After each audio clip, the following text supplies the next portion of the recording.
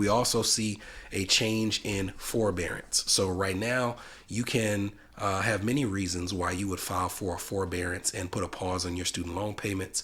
I would say the most consistent one that you see is an economic hardship forbearance, where you are saying, without really having to prove much in terms of why, that, hey, I can't afford my payment right now, and as a result, I want to put it on pause.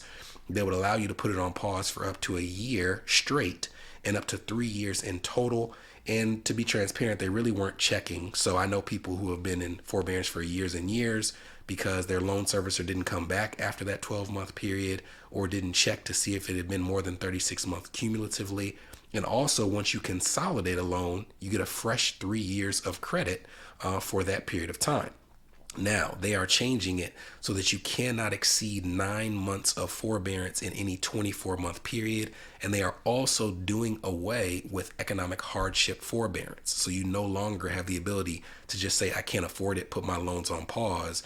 If that was the case, they would simply push you onto either the IBR plan or the repayment assistance plan.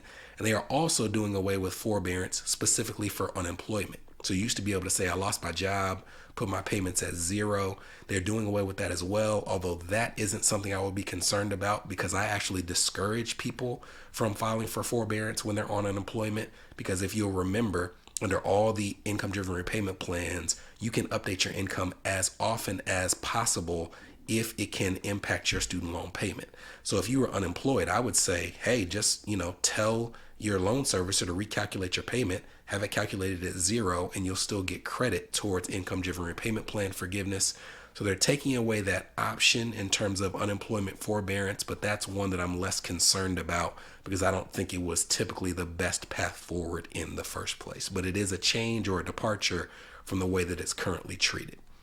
Next up, when it comes to loans that you haven't been able to pay, if you remember, we talked about student loan default, which means that you have a student loan payment or payments that are at least 270 days late.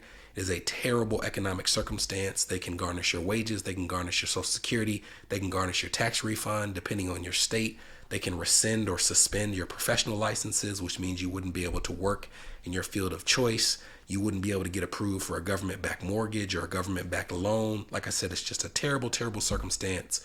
Based on current law or guidelines, the ways that you would get out of it is either you would pay the loan back in full, you would consolidate the loan, which would restore some of your privileges in terms of borrowing, but it wouldn't remove the default from your credit report.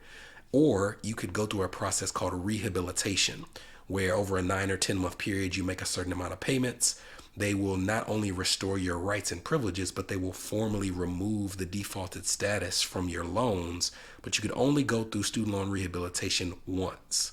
Well, based on these new guidelines, they are allowing you to go through student loan rehabilitation up to 2 times.